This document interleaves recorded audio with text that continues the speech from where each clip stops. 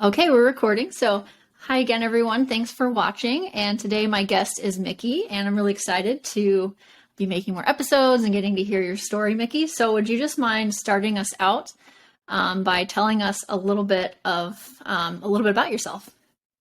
Yeah. So my name is Mickey, like you said. I am currently 31 years old. I'm a Catholic living in Maryland, but I grew up Lutheran, and so that's my that's who I was before I converted in college. Awesome, very cool. All right. So then, what's your faith background? You know, obviously Lutheran. Yeah. What was that like growing up? So growing up, most of my faith experience was just it was going to church on Sundays, Sunday school, youth group. It's probably very similar to a lot of upbringings for Catholic kids. We had liturgy on Sundays, had communion, went to we called it Sunday school, but CCD for Catholics growing up is very similar. So in terms of day-to-day life, it's probably very similar. Didn't pray a lot. We really kind of only prayed before meals. Prayer wasn't a huge part of our daily life. So, um, again, I think that's pretty common for a lot of people before they have a real kind of radical conversion, whether they stay in their faith or not. Sure, sounds good. I mean, I guess like when I mean, sure, sounds good. I would agree. Like that makes sense. That it's Hmm. kind of just kind of nominal until it isn't. I guess so. That's Yeah, great. So absolutely. then, when did that start to change? Um, so I have recognized that my conversion story has is longer, kind of the more I grow up. Hmm. Um, when I was in college, because I converted in my junior year. When I was in college, I could point to like a about a year and a half beforehand where things kind of really started shifting. But in the years since then, I've really kind of noticed that there were things moving me in the direction of the Catholic Church for a long time. Hmm. So growing up where I am in Maryland, we're very close to a Catholic university called Mount St. Mary's. Okay. And on the campus, although she's not there right now, there's a giant golden statue of Mary. Right now, there were some major structural issues, so she's getting fixed right now. Um, but so there's this giant golden statue of Mary, and we didn't pass it all the time, just because it was kind of out of the way for a lot of things we did. But usually once a month, once every other month, we drive past, and I was always very intrigued by this giant golden statue on the mountain. I think that a lot of kids would be, but it was something that I looked forward to when I knew we were driving in that direction. Hmm. So as a kid, that was it was an attraction, even though I didn't really know much about it. And you could chalk it up to shiny kids love shiny things, but for me, looking back, it's like no, I think there was something more to Hmm. that. Um, and then in high school, um, my dad had been working for Boy Scouts of America for a while, and then he was looking he wanted to find a job that could help pay for college for me and my younger sister. Hmm. So he started applying to various colleges to when I was in high school to in their fundraising departments, basically, um, to make it easier to pay for college because children of employees usually get discounts in some capacity, whether it's full tuition or something else. Um, so he applied to a bunch of different places, and he got offered jobs at universities and colleges across the country. I remember him flying out to Minnesota to go to some interview for some Lutheran school out there, and I know he got offered the job. But the job that he ended up taking was at Mount St. Mary's Hmm. because it was close by, wouldn't Right. have to move, wouldn't have to uproot the family, wouldn't have to. My mom is a practicing lawyer, and so she wouldn't have to get readmitted to a bar, finding new practice or any of that. So it just made the most sense. But also, it seems very providential looking back on things that the place that I was always so fascinated by, my dad ended up getting a job at. And so because he was working there, I went there. Um, Yeah. that's where I went to college. Um, and at first it was just kind of like, this is the place I had to be because this was free. And like, I Yep. didn't really care about where I went to college. I wanted to get a degree and I wanted to study history, I guess, but I didn't really care so much where I was. Um, and so when my dad lost his job at the Mount because of the recession in 2008, um, he and my mom basically said, "Hey, you were going here because this is where you kind of had to go, but now that we're gonna have to pay for it anyway, Huh. um, find, if you want to go someplace else, we'll support you because it's going to cost the same, if you go Hmm. to another private school or if you stay here." So I got really angry at that time because my dad lost his job. It felt really unfair, and so I ended up transferring for a semester to a Lutheran school out in Ohio. Um, and it was one of those things where as soon as I got to campus there, my sophomore year, uh, beginning of my sophomore year, I just kind of felt like there was kind of an immediate wrongness. Hmm. I can't describe it better than that. At first I chalked it up to like I had a lot of energy drinks on the drive out there, and so like I just chalked it up to jitters because I had a lot of caffeine and other chemicals flowing through my bloodstream. Um, but the feeling never really went away, and I got involved on with campus ministry. I made some really good friends. My professors were all great, but there was just a sense of wrongness when I was there. So I know I had to leave, and this would have been about October when I finally made the decision that I kind of just wanted to go back to Mount St. Mary's. I had really good friends there. Every break, I was like rushing home to get there because I was like going to stop and see my friends the night before they left, um, because it was 20 minutes from my house. So it was like I was just rushing to get to the Mount, not to get home, to see my friends. And Hmm. so I ended up back at the Mount.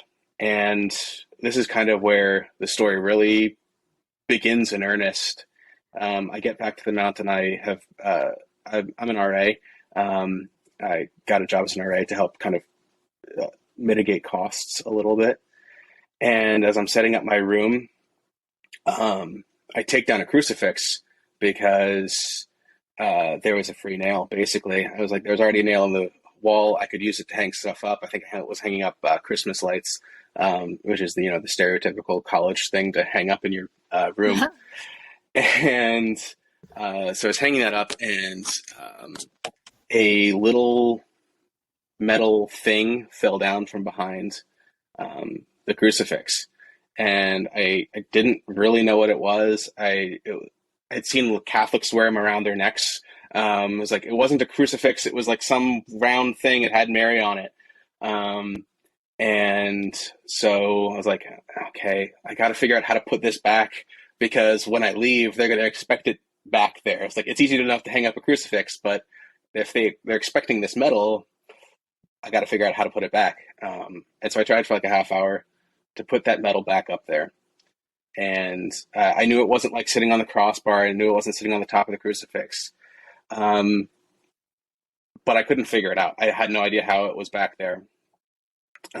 Maybe somebody had, shoved it up on top of the nail where it was kind of like sandwiched between the nail and the wall and the crucifix on top of the nail. I don't really know. But I couldn't get it to stay. So I figured, well, if I didn't notice it, they're not going to notice it missing. So I'm just going to keep this. It's got Mary on it. I'm going to Mount St. Mary's. This will be just a memento of my time in college.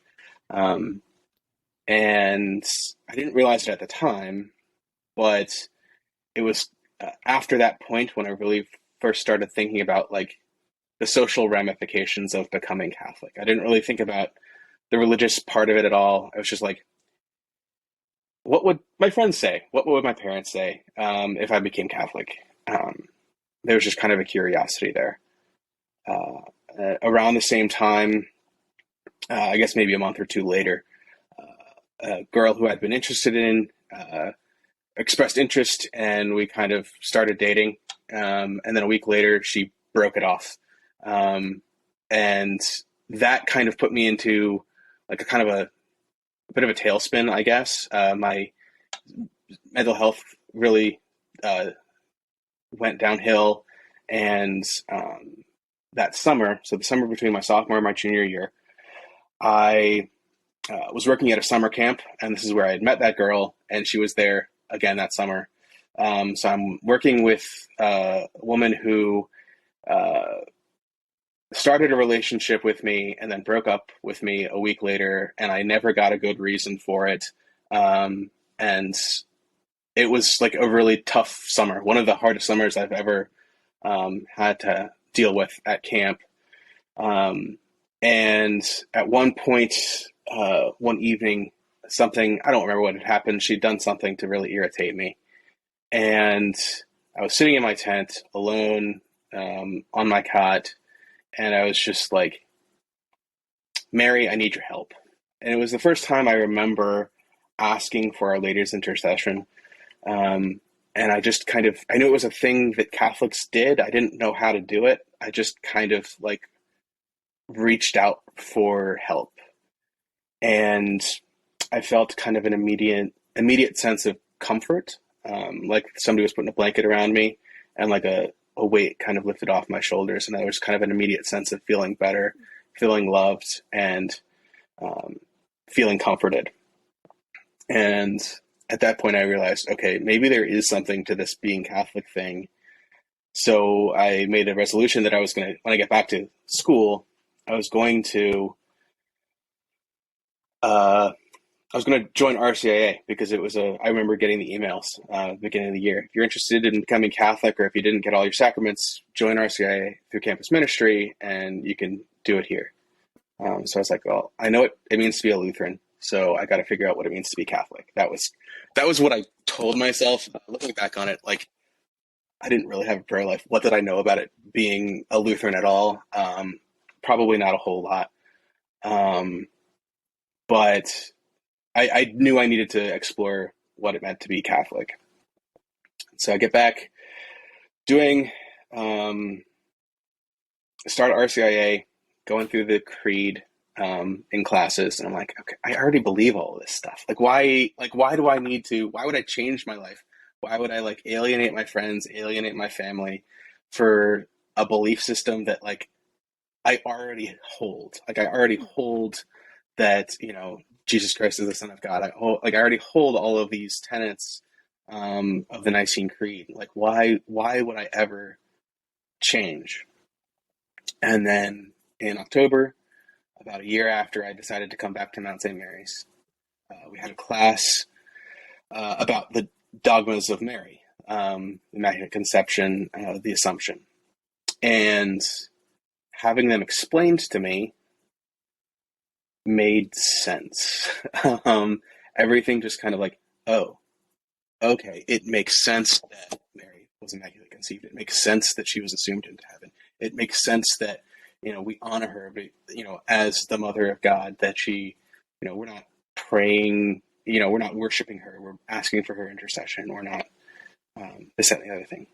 And at the end of class, the person who was teaching it, who later became my confirmation sponsor, she explained a little bit about some Marian apparitions, and she talked a little bit about the miraculous medal, and she told us a little bit about it, and then gave everybody a miraculous medal. And when I got it, I was like, okay, I've got one of these already.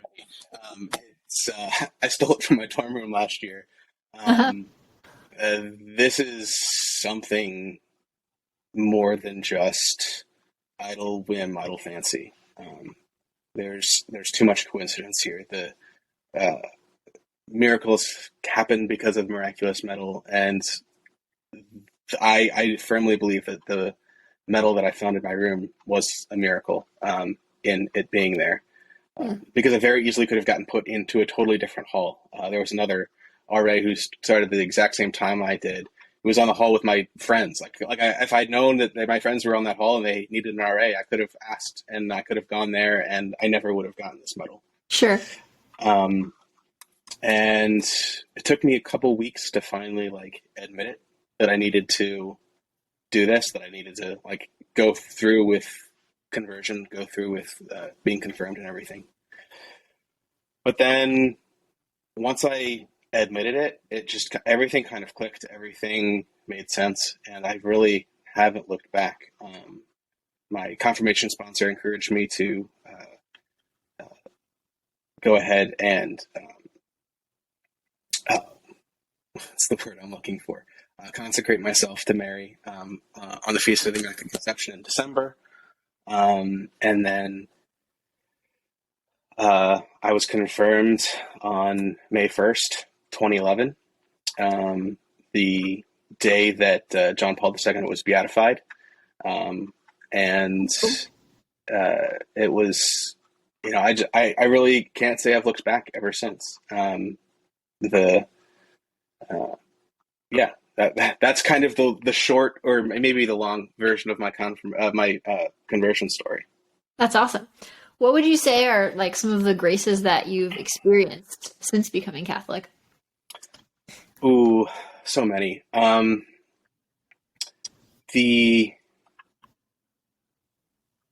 have gotten to do so many things because I'm Catholic that I never would have ever considered beforehand. So, in 2015 and 2016, I went and did Net Ministries. Are you familiar with them at all? I am, yeah. Mm-hmm. Yeah. So I did a year with Net Ministries.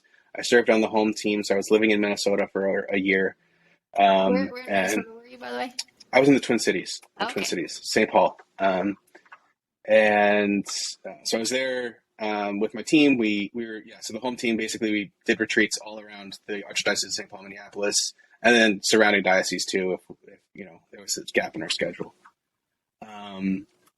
And the people who are on my team, I've been to so many weddings all across the country because of my team. We were uniquely blessed that our team got along as well as our team did. I've heard a lot of horror stories about teams that just did not click for whatever reason. And we really did. And we had our issues, but it was great. It was a great year. And then the next year I went and joined with Net Canada. So I lived in Ottawa for a year. Got to live in Canada, met a bunch of people across Canada, and met a bunch of people from Ireland and Australia who were doing that year too. That's cool. So, I've lived in Minnesota, in Canada, and I wouldn't have done that, and I wouldn't have known these people, and I wouldn't have friends all across the world if it hadn't been for me becoming Catholic. That's awesome. What other graces would you say you've experienced? Most recently, something I fought a lot when I was going through my conversion was I went to seminary. When I was converting, I was like, oh, this is awful. I can't just be a pastor and also have a family and get married, or different way around, get married, have a family. But so when I still kind of felt called to study, when I was, 20, I was like, oh, this is much different than what I had expected growing up. And so I fought it for a long time. And then beginning of 2020, I entered seminary, and I've left since. It wasn't something that God wanted for me, but it was something or priesthood wasn't something that he wanted for me, but seminary absolutely was. And I have grown as Catholic as a man because of my time in seminary. My bed is made. That's something that never, I didn't make my bed before seminary. It was just it didn't matter. It didn't matter. It wasn't it didn't mean anything. But, and it's, it's a little thing at the end of the day, but just that bit of regimentation, that bit of living a life of order and organization was something that I fought for a long time. And then joining seminary, I learned to pray as well. I had been a Catholic for 10 years almost before I entered seminary, but my prayer life was nothing. It was sporadic. And from going to seminary, I pray every day in a way that I never had before. It was a watershed moment for me in my prayer life. So that is, again, something that having a life of prayer and finding the peace that prayer brings has been something that I'd been missing for a long time, and I wouldn't have had ever if I hadn't become Catholic. Gotcha, that's awesome. And maybe you've just already answered this question, but would you say there are things, being 10 years in as a Catholic, that like has your experience changed from maybe those like early exciting days? Like, how's that different than how it is now, I guess? Yeah. As a young firebrand, I guess, I got into fights on the internet all the time. It was, there's something really true about kind of the zeal of the convert that people talk about, although maybe not enough. And it's a good thing. It's good to be zealous about your faith, but it can kind of blind you to charity in a lot of ways, loving somebody and responding to somebody who might be wrong in a way that loves them and respects their dignity as a person instead of tearing them down, and also respects you as a human. Like, responding in charity is just as good for you as it is for the other person that you're responding to, and responding in haste and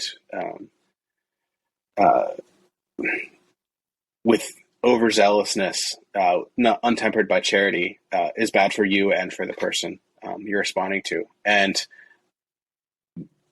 early in my faith journey as a Catholic, that charity was missing, and that's something that I think a lot of people recognize, especially on Twitter, of new converts get really zealous, and it's good, but it can lead them to places where they're really not responding to other people in charity, and it's hurting them, and it's hurting the people that they're talking to.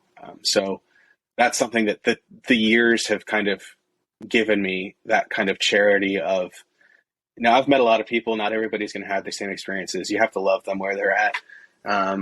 That's also just growing up too. Like, Yeah. the 21-year-old on fire Catholic is very different from the 31-year-old on fire Catholic. But it's also, I think a lot of it is, even older converts can have kind of an overzealousness in a way to want to defend the faith. But truth defends itself. And you don't have to respond to everybody who hates the church. You just have to pray for them. Yeah, that's really good. Yeah, not just only responding in charity, but praying for them. I really like listening to Dr. David Anders. I don't know if you're familiar with him. He's a convert from the Presbyterian church, and he has like a radio show. People call in and ask him questions, but he always talks about, like, people call and be like, how do I convert so and so? And he's like, well, you can't, just respond in charity. Like, you're never going to convince, argue someone into the church. Mm-hmm. Just, prayers go so much further. And I think that is definitely a lesson that hopefully every convert has learned or is learning. I know I've had to learn that one too. Yeah. So. Yeah. There's this desire to, like, share this joy that you've found. Yeah. And so you want to share it with people, and like, you're learning all this new stuff, and like, oh wow, this is so great. But I mean, at least for me, and I think for a lot of converts, like, what converted me was not arguments about the faith.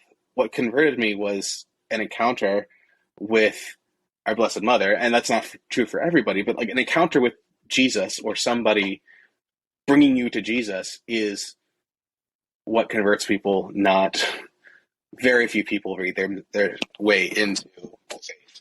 I've met a couple, but they are far and away the minority of converts. Yeah, And that's a nobody really gets good argued insight. into nobody gets argued into the faith. Yeah, that's They definitely they read they read themselves into the faith. So right. Yeah, you can't like shove someone, you know, get them you can't in by shove a shoving catechism books into in their somebody's face. head and like expect them to get it. Yeah, I've tried that too now that you mention it. That's awesome. I mean, I'm guilty. Like everything I'm saying, I've done. Um, but it's also it hasn't worked. Yep. So it's just there's if anyone takes anything from this conversation, it's just that like the thing that works is prayer and the love of Jesus Christ. That will convince somebody of the truth of the church, not arguments, not yelling, not the catechism. It's an encounter with Jesus that does it first, or at least being open to that encounter. That's awesome. So then, for someone who is maybe open or interested in Catholicism, what advice would you give to them, or or maybe if they were to ask, what is different about being Catholic? Yeah, what would you say to an interested person to encourage them? So if somebody was interested in Catholicism and they asked like, what is different about Catholicism than something else? I would say that the difference of the church is the Eucharist is the heart of it, I think. I think that's what a lot of Christian denominations, even Christian denominations that believe in communion and believe in the real presence, the permanence, the reality of the Eucharist is something that is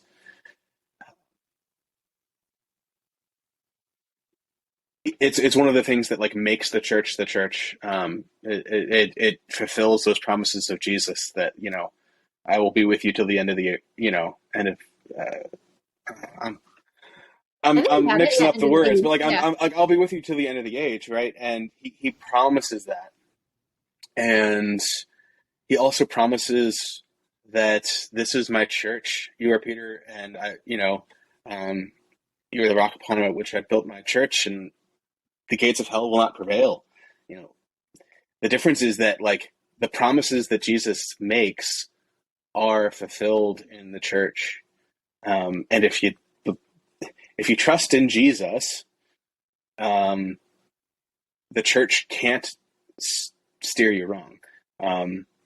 Members of the church can steer you wrong, but the church herself, who she is at her fundamental level, is true and is protected and is upheld by the promises that Jesus made. that's awesome. And then what would you say to someone who like just general encouragement if they're like, oh, I don't know if this is like, I don't know if I can do this, or what would you say just generally to them? My suggestion would be to take it slow. The no one no one should be saying you have to enter church next Easter. If that's what you want, that's something you should go for. But the the Holy Spirit works on its own time, and it converts hearts in its own time. And the only thing that you can really do is be receptive to the Holy Spirit. And if you can have the docility of both of either waiting or of responding when asked, that will take you where you need to go. But at the end of the day, take your time. No, there is a rush, but there's no rush. The your relationship, your walk with the Lord is going to be different than everyone else's, and you don't need to. There's not there's not a map to do it other than the very general map that the church provides. But there's not a timeline that you have to follow. There's not a right way to go about it. But there is joy to be found at the end. That's awesome. Well, with that, any last, anything else, any last words that you want to share about your experience? Not really. It's been really great to have a chat with you. It's been really fun to share. I always hesitate to like share my story when people ask about it because it does take a little while. Like I feel like Yeah. it's been 10 years. I've fit myself, like I've got a flow for the story. But having the kind of freedom to be able to tell it in a way where I don't feel like I'm rushing, or I need to rush, or I don't feel like, people are like, oh, I just wanted the quick, 2-minute version. It's like, I don't need this, 10, 15, 30-minute story. It's been kind of nice. And it's always good to be reminded of why I'm here. It's something that, can get lost in the weeds sometimes when you're struggling with your relationship with the Lord, and remembering that He wanted me, that His mother wanted me, and that they've been pulling me in this direction for most of my life. At least 20 years, if not more, has been it's been good. It's been good to be reminded of. So thank you so much. That's awesome. Well, thanks again for being willing to share, and I can't wait for everyone Absolutely. to listen and check it out. Yeah, me too.